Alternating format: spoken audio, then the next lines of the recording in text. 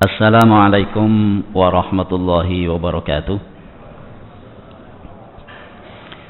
Alhamdulillahi wa kafa, wassalatu wassalamu ala al-habibil mustafa wa ala alihi wa ashabihi min ahli sidqi wal wafa, amma ba'd. Jamaah salat zuhur yang saya muliakan, tema kita kali ini adalah agar tetap lapang dada. Mengapa? Karena kalau dada itu sempit, jiwa itu sempit, gampang keruh. Urusan yang mudah pun jadi sulit. Komunikasi dengan orang-orang yang ada di seputar kita pun jadi mampet. Maka kita perlu memiliki kelapangan dada. Ibarat telaga yang luas dan dalam sekaligus, maka telaga itu akan tetap terjaga kejernihannya. Berbeda dengan kolam yang cetek, ya, bawahnya lumpur. Ada orang masuk sedikit satu saja, jadi keruh. Sehingga dalam interaksi kita dengan orang-orang yang ada di seputar kita, karena kita sebagai makhlukun ijtimai, makhluk sosial, kita perlu memiliki jiwa ini, yaitu kelapangan dada. Apalagi sebab-sebab yang membuat dada ini sempit, stresornya dari waktu ke waktu tidak berkurang tapi semakin bertambah. Kadang-kadang gara-gara urusan beda pendapat jadi keruh. Kadang-kadang lagi urusan beda tambah akhiran an, pendapatan, ini jadi keruh pula kadang-kadang. Dalam bahasa Arab, lapang dada itu disebut dengan salamatus sadr. Itu yang tertulis di hadapan kita.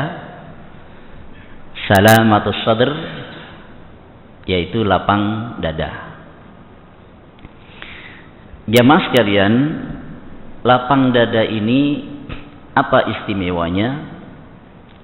Pertama, ia termasuk min simatis salihin, termasuk ciri orang-orang saleh. Jadi orang-orang saleh itu memiliki ciri kelapangan dada. Dan kalau orang itu menjadi saleh, maka setiap kali ada orang sholat, setiap kali itu pula ia dapat doa. Tadi ketika waktu tahiyat awal maupun tahiyat akhir, apa di antara yang kita baca? Assalamu alayna wa ala ibadillahis salihin. Semoga keselamatan untuk kita semuanya yang salat. Wa ala ibadillah, dan untuk hamba-hamba Allah as-salihina yang saleh-saleh. Jadi hamba-hamba Allah yang saleh, orang-orang yang saleh itu beruntung dapat doa setiap kali orang sholat, siang maupun malam. Dalam umat Islam ini miliaran kan, 1,8 miliar. Sehari semalam paling tidak 5 kali mereka sholat, setiap kali itu pula mendapatkan doa mereka.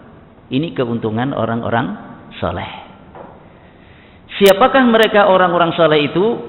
Di antara cirinya ini lapang dada, dan insya Allah kita ingin termasuk mereka. Di dalam surat Al-Hasyr ayat 9, ya, Allah firmankan, ini menerangkan tentang generasi soleh, yaitu para sahabat Nabi. Istimewanya ayat ini menerangkan tentang kaum Ansar. والذين تبوأوا الدار والإيمان من قبلهم يحبون من هاجر إليهم. Orang-orang yang menempati Madinah, maksudnya kaum Ansor. Wal imana min qablihim, dan mereka beriman sebelum kedatangan kaum Muhajirin. Mereka mencintai orang-orang yang berhijrah kepada mereka. Ada mahabbah. Kaum Ansor, penduduk asli Madinah, mencintai para pendatang dari Mekah, mencintai kaum Muhajirin.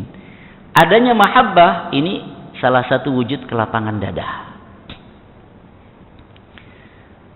وَلَا يَجِدُونَ فِي صُدُورِهِمْ حَاجَةً مِّمَّا أُوتُوا. Kaum Ansar ini, di antara bentuk kelapangan dadanya, mereka tidak ngiri, tidak ada keinginan terhadap apa-apa yang diberikan kepada kaum Muhajirin.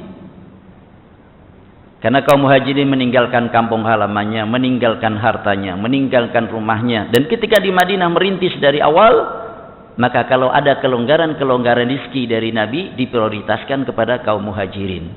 Kaum Ansor enggak ngiri.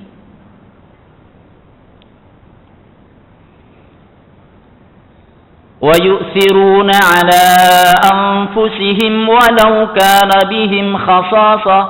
Dan mereka lebih mengutamakan kaum Muhajirin dibanding diri mereka sendiri, walaupun mereka sendiri masih membutuhkan. Inilah yang disebut dengan itsar. Ini gambaran tentang kelapangan dada. Ada mahabbah, ada kecintaan. Kemudian tidak iri, tidak dengki. Bahkan yang ketiga, isar, mengutamakan kaum Muhajirin dibanding diri mereka sendiri. Subhanallah. Maka penghujung ayat, wa may yuqa syuhha nafsihi faulaika humul muflihun. Siapa yang terbentengi, terjaga dari kekikiran jiwanya, itulah orang-orang yang beruntung. Jadi lapang dada itu ciri orang-orang saleh. Yang kedua, lapang dada itu min sifati ahli sa'adah, termasuk sifat orang-orang yang bahagia. Orang-orang yang bahagia itu diantara cirinya, diantara sifatnya lapang dadanya. Dan puncak kebahagiaan orang itu nanti di akhirat, di surga. Maka diantara sifat ahli surga itu, mereka tidak ada kedengkian. Al-Hijr ayat 47 disebutkan di sana tentang bagaimana sifat ahli surga. Wa naza'na ma fi sudurihim min ghillin. Kami sudah lepaskan dari dada mereka min ghillin, berupa kedengkian. Kedengkian sudah dilepaskan, enggak ada lagi kedengkian. Ini ahli surga. Maka kalau kita juga bisa menjaga jiwa kita, hati kita, dada kita dari kedengkian, nah ini potongan ahli surga juga. Mereka di surga ikhwanan ala sururim mutaqabilin, sebagai orang-orang yang bersaudara di atas dipan-dipan. Mereka saling berhadap-hadapan, bercengkrama, menikmati keindahan anugerah surga yang diberikan Allah Subhanahu wa taala kepada mereka. Jadi termasuk sifat orang-orang bahagia, termasuk sifat ahli surga, itu lapang dada. Makanya tidak mengherankan pada suatu hari, ini hadisnya sahih, Rasul sallallahu alaihi wasallam bersabda di hadapan para sahabatnya, "Yatlu'u 'alaikumul an rajulun min ahli jannah." Akan datang ke tengah kalian sekarang ini seorang laki-laki ahli surga. Kalau kita ada di majelis Nabi waktu itu, kita nengok kemana? Ke kanan apa ke kiri? Boleh jadi kita tengok semuanya, ke kanan, ke kiri. Siapa ini yang mau datang? Ke depan, ke belakang. Ternyata datanglah seorang Ansor. Baru habis ngambil air wudu. Peristiwa ini berulang sampai 3 kali pada hari yang berbeda. Dengan sabda yang sama, akan datang seorang laki-laki ahli surga sekarang ini. Yang datang dia pula yang kemarin. Pada kesempatan yang ketiga, Rasul bersabda pada hari yang berbeda, yang datang dia juga. Kira-kira apa itu amalannya? Nggak tahu kita. Kalau kita hadir di situ, kita ingin kuntet tuh orang, apa ini kehebatan orang ini sampai dia termasuk ahli surga. Tapi tenang saja, ternyata sudah diwakili oleh seorang sahabat Nabi yang bernama Abdullah bin Amr. Amr bin As. Amr bin As ini gubernur Mesir nantinya. Ini seorang sahabat Nabi. Ini Abdullah anaknya gubernur berarti. Tapi masa Nabi belum jadi gubernur. Pembelian kemarin juga belum ya hasilnya. Sabar. Tetap jaga kelapangan hati juga. Ini perlu. Abdullah bin Amr, ia kemudian berkomunikasi dengan orang tersebut, minta izin untuk nginep di rumahnya 3 hari, mabit 3 hari di rumahnya. Boleh? Dijawab, boleh. Ini mata-mata, ini intel ini. Mencari apa? Mencari apa keistimewaan ini? Ini cakep kalau intel macam gini. Mencari apa keistimewaannya untuk diikuti. Mau mengintelin saudara kita dalam rangka untuk mencari kebaikannya dan kita tiru, cakep. Itu yang dilakukan oleh Abdullah bin Amr bin As. Malam pertama, malam kedua, malam ketiga, sampai selesai misi pencarian, misi pengintelan itu selama 3 hari, nggak nemu apa kehebatannya. Maka sebelum dia pulang, dia nanya, sebenarnya saya datang kemari ingin tahu apa kelebihan Anda, apa amalan Anda, karena Rasul sempat bersabda 3 kali berturut-turut pada kesempatan yang berbeda bahwa Anda ini termasuk seorang laki-laki ahli surga. Dijawab, ma huwa illa ma ra'ait. Tidak ada selain yang engkau lihat. Sedangkan yang dilihat oleh Abdullah bin Amr bin As, amalnya tidak banyak. Hanya dia kalau berkata-kata baik, nggak pernah berkata-kata buruk. 3 malam itu diperhatikan, malamnya juga nggak sholat malam. Tapi apakah selamanya tidak sholat malam? Belum bisa disimpulkan macam begitu. Selama 3 hari itu tidak tampak sholat malam oleh tamu ini. Maka ketika ditanya, apa amalan Anda? Saya ingin meniru. Jawabannya, tidak ada kecuali yang engkau lihat itu. Akhirnya dia minta izin pulang. Ketika minta izin pulang, dipanggil. Lalu dikatakan padanya, ma huwa illa ma ra'ait. Tidak ada lain kecuali apa yang kau lihat itu. Ghaira anni la ajidu fi nafsi li ahadin minal muslimina ghishan.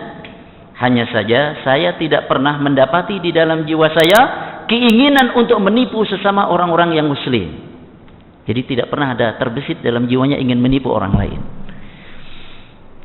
Wala ahsudu ahadan ala khairin a'tahu Allahu iyyah. Dan saya tidak pernah ngiri, tidak pernah dengki kepada kebaikan yang Allah berikan kepada seseorang. Allah berikan harta kepada si fulan, saya tidak pernah dengki. Berarti orang ini punya apa? Lapang dada, tidak dengki. Jadi salamatus sadr secara lebih spesifik yang kita maksud di dalam tema kita kali ini adalah tidak terjangkit penyakit dengki. Itu lapang dada. Abdullah bin Amr mengatakan, faqala Abdullah, hadhihi allati balagat bika. Inilah yang menghantarkan Anda pada kedudukan itu. Kedudukan yang disebut Nabi termasuk ahli surga. Wahiyallati la nutik. Itu yang kami enggak mampu, kata Abdullah bin Amr. Ini tawaduknya Abdullah bin Amr. Jemaah sekalian, jadi lapang dada itu termasuk sifat orang-orang saleh. Yang kedua, termasuk sifat orang-orang yang bahagia, ahli surga dan potongan ahli surga.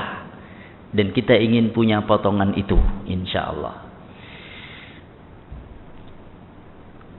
Berikutnya, lalu bagaimana agar supaya kita tetap terjaga kelapangan dada kita, agar tetap lapang dada?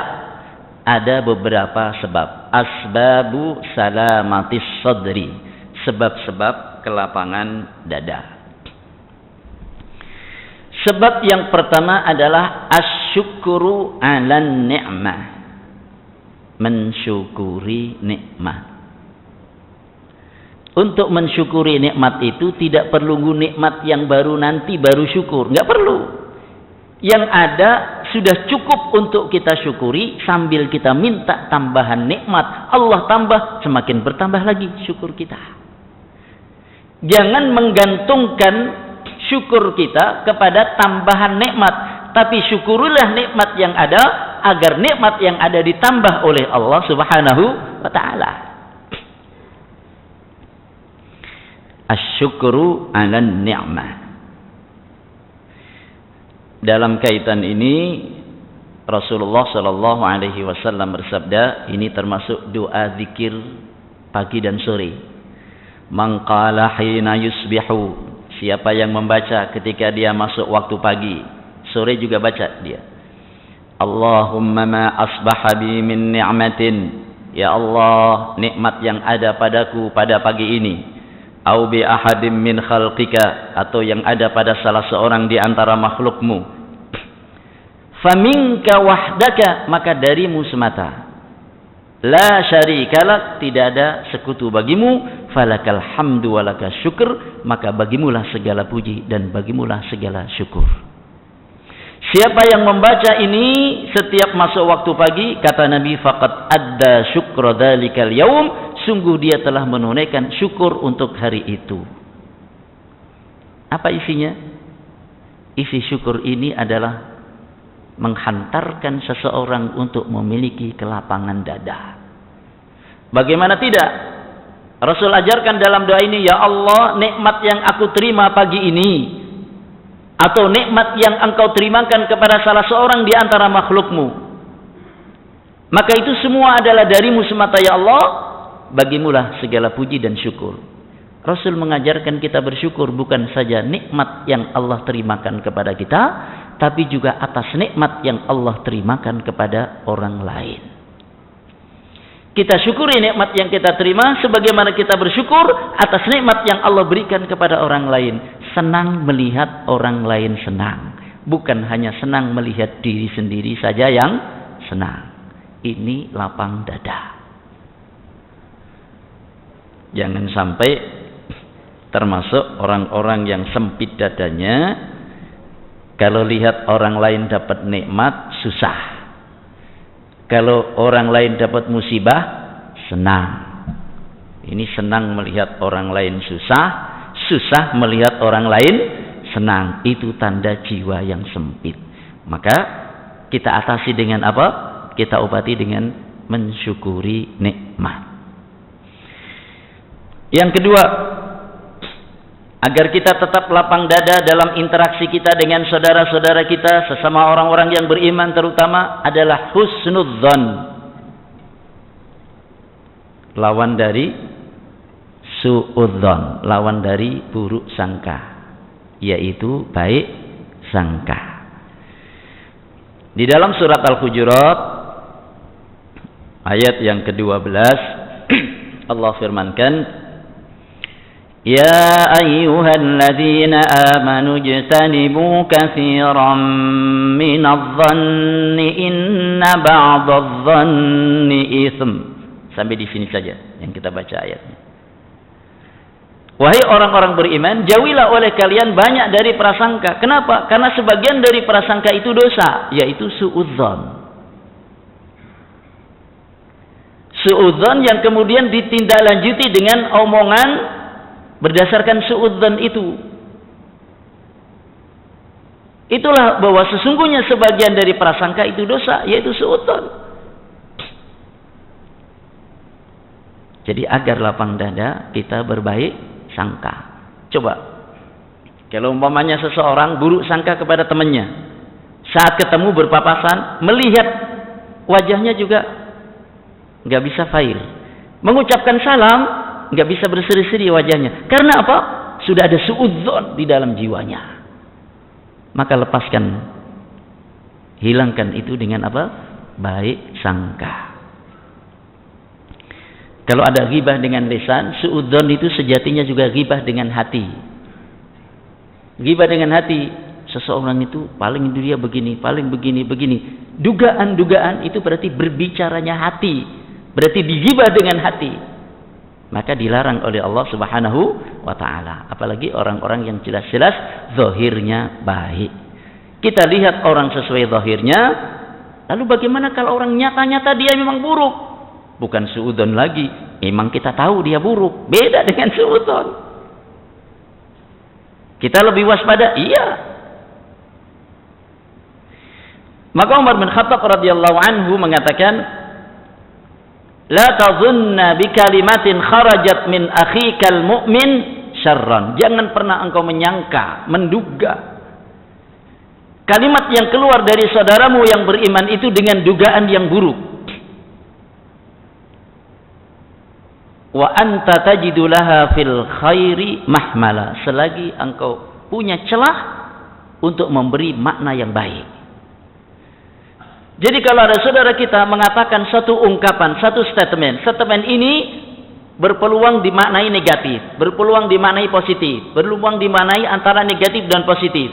Kalau engkau bisa memberikan makna yang positif, beri makna yang positif. Maksudnya apa? Jangan berburuk sangka. Mungkin maksudnya begini, maksud yang baik. Begitu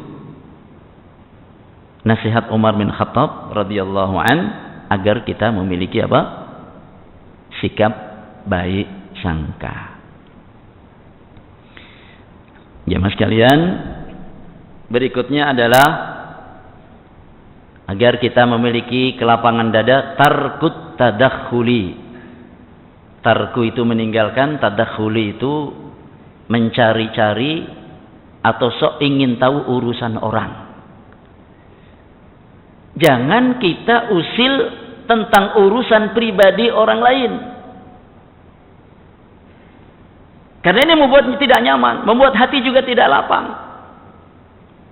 Makanya Rasul menegaskan dalam hadis riwayat Tirmidzi, ini juga bisa kita baca di dalam kitab Arba'in, min husni islamil mar'i tarkuhu ma la ya'ni. Tanda baiknya keislaman seseorang adalah ia meninggalkan apa yang tidak berfaedah baginya. Jadi kalau kita tidak masuk kepada hal-hal yang tidak ada manfaatnya, tidak ada faedahnya, tidak ada gunanya, itu pertanda bahwa keislaman kita baik.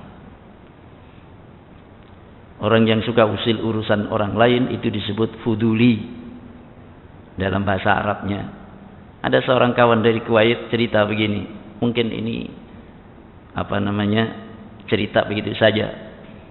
Dia katakan, ini ada orang mengatakan tis'ah wa arba'in. Artinya apa? 49. Orang lagi ngomong sendiri, tis'ah wa arba'in. Mungkin lagi nginget apa kali ya. Ini temannya usil. Limada tis'ah wa arba'in? Kenapa sih 49?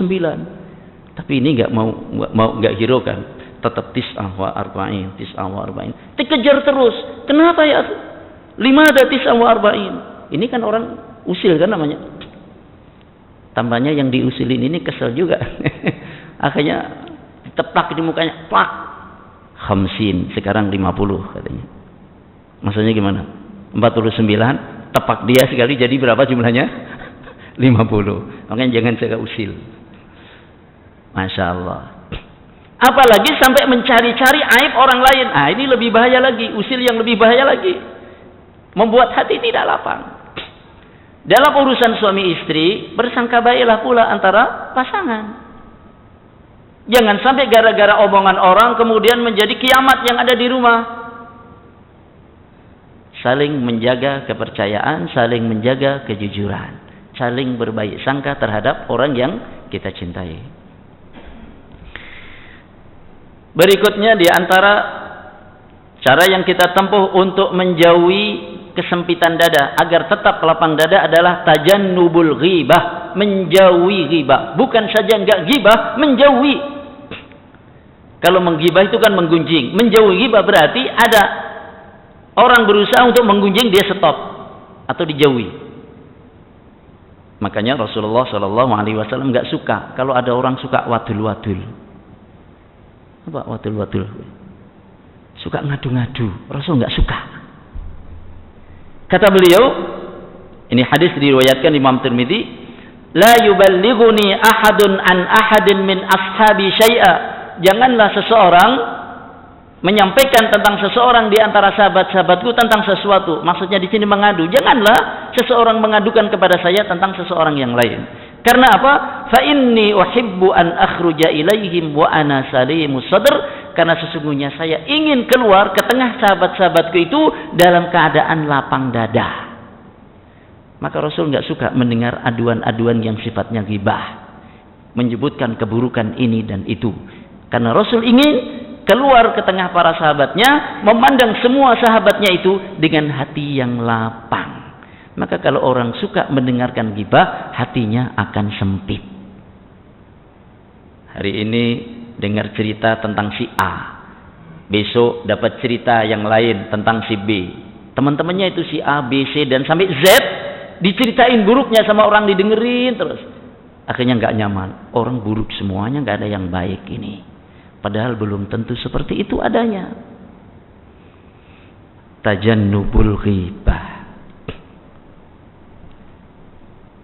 Habis waktunya ya. Sedikit lagi. Al-afwu aniz zallat. Ini penting. Memaafkan kesalahan. Al-afwu aniz zallat. Memaafkan itu tidak membuat kita hina, enggak. Tapi membuat kita tambah mulia. Rasulullah dalam hadis yang diriwayatkan oleh Imam Muslim telah bersabda, "Ma zadallahu 'abdan bi'afwin illa izzan." Tidaklah Allah menambahkan kepada seorang hamba disebabkan hamba itu mau memaafkan, melainkan tambahan itu adalah kemuliaan. Jadi kalau orang tambah memaafkan, ditambah kemuliaannya oleh Allah Subhanahu wa taala. Maka Allah itu pemaaf. Allahumma innaka afuwun. Duhai Allah, sesungguhnya engkau pemaaf. Tuhibbul afwa, suka memaafkan. Fa'fu anni, maka maafkanlah aku. Kenapa kita memaafkan? Karena kita banyak salah. Apa enggak kebalik, Ustaz? Enggak. Kenapa kita memaafkan orang lain? Karena kita banyak salah dan kita juga perlu maaf orang lain.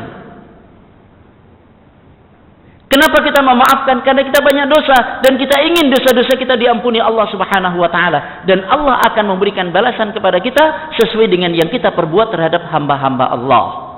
Menyayangi orang disayangi Allah, membantu orang dibantu Allah, menolong orang ditolong Allah, memaafkan orang dimaafkan oleh Allah. Kata Rasul, "Man la yaghfir la yughfar lahu." Siapa yang tidak memaafkan, Allah pun tidak berikan maaf padanya. Sehingga saat kita memaafkan saudara kita, saat itu sebenarnya kita sedang apa? Menjulurkan sebab agar kita dimaafkan dosa-dosa kita oleh Allah Subhanahu wa taala. Siapa yang lebih perlu maaf? Saudara kita apa kita? Sejatinya kita lebih perlu maaf dari Allah dibanding perlunya saudara kita terhadap permaafan dari kita. Maka supaya lapang dada, maafkan kesalahan. Kalau gondok terus gitu, bikin sempit hati ini. Bahkan kalau analisa kesehatan itu juga bisa menyebabkan penyakit macam-macam. Maka maafin aja, sehingga kita bisa tersenyum lepas saat nanti berjumpa dengannya. Jemaah sekalian, apalagi dalam hadis riwayat Muslim, setiap Senin dan Kemis itu Allah Subhanahu wa taala bukakan pintu-pintu surga. Riwayat lain mengatakan dinaikkan amal-amal dan Allah berikan kepada siapa saja yang tidak musyrik, Allah berikan maaf. Kecuali siapa? Kecuali orang yang antara dia dan saudaranya ada permusuhan, ada kebencian. Maka terhadap dua orang itu dikatakan anziru hadaini hatta yastariha. Tangguhkan maaf untuk dua orang ini sampai mereka berdamai. Bagaimana akan berdamai kalau jiwa tidak lapang? Lapangkan jiwa, saling memaafkan, maka ada perdamaian. Ada perdamaian, maka penangguhan pemaafan diangkat oleh Allah Subhanahu wa taala, termasuk orang yang mendapatkan maaf dari Allah yang Allah berikan setiap Senin dan Kamis. Subhanallah, alangkah nikmatnya apa? Kelapangan dada. Sebagai penutup, nah ini ciri orang yang beriman dan imannya sempurna. Lapang dada banget ini. Kata Rasulullah, la yu'minu ahadukum hatta yuhibba li akhihi ma yuhibbu li nafsi. Tidaklah beriman seseorang di antara kalian hingga ia mencintai kebaikan untuk saudaranya sebagaimana ia mencintai kebaikan untuk dirinya sendiri. Itulah yang disebut dengan hubbul khairi linnas, mencintai kebaikan untuk orang lain. Jadi orang mukmin yang sempurna imannya, kata Rasulullah, ia suka mendapatkan kebaikan untuk dirinya dan dia juga suka kalau orang lain pun mendapatkan kebaikan sebagaimana dirinya mendapatkan kebaikan. Setiap orang ingin keluarganya sukses. Orang beriman senang pula kalau saudaranya, keluarganya juga sukses. Itu ciri sempurnanya iman. Bahkan lebih sempurna lagi ketika seseorang menghadirkan kebaikan kepada saudaranya. Bukan saja senang saudaranya sukses, tapi juga menghantarkan, membantu, mensupport agar saudaranya sukses. Subhanallah, itu tanda kesempurnaan iman sesuai yang disebutkan oleh Nabi kita Muhammad sallallahu alaihi wasallam. Jadi jemaah sekalian, ini beberapa sebab di antaranya yang akan menghantarkan kita semuanya, termasuk orang-orang yang memiliki kelapangan dada, yaitu mencintai kebaikan untuk sesama, memaafkan kesalahan, menjauhi kunjingan, tidak usil urusan pribadi orang, berbaik sangka, dan mensyukuri nikmat. Gitu, semoga bermanfaat dan kita semua termasuk orang-orang yang memiliki kelapangan dada, dijauhkan dari kedengkian terhadap sesama. Untuk itu jangan lupa berdoalah kepada Allah, minta supaya dilapangkan dada kita. Di mana ada doanya? Di surat Al-Hasyr. Ayat berapa? Ayat 9 sudah kita baca, nggak ada doanya. Ayat 10-nya, disitulah doanya agar kita lapang dada. Rabbana ighfir lana wa li ikhwanina alladzina sabaquna bil iman. Duhai Tuhan kami, ampuni kami dan saudara-saudara kami yang telah beriman lebih dulu daripada kami. Wala taj'al fi qulubina ghillan lil ladzina amanu, dan jangan engkau jadikan di hati kami kedengkian terhadap orang-orang yang beriman. Minta supaya lapang dada sehingga nanti kita berjumpa Allah termasuk orang yang beruntung. Illa man atallaha biqalbin salim, orang yang datang kepada Allah dengan hati yang bersih, dengan hati yang lapang. Berbahagialah orang yang tetap terjaga kelapangan dadanya, dan semoga kita semua termasuk orang-orang itu. Amin. Barakallahu fikum jami'an. Assalamualaikum warahmatullahi wabarakatuh.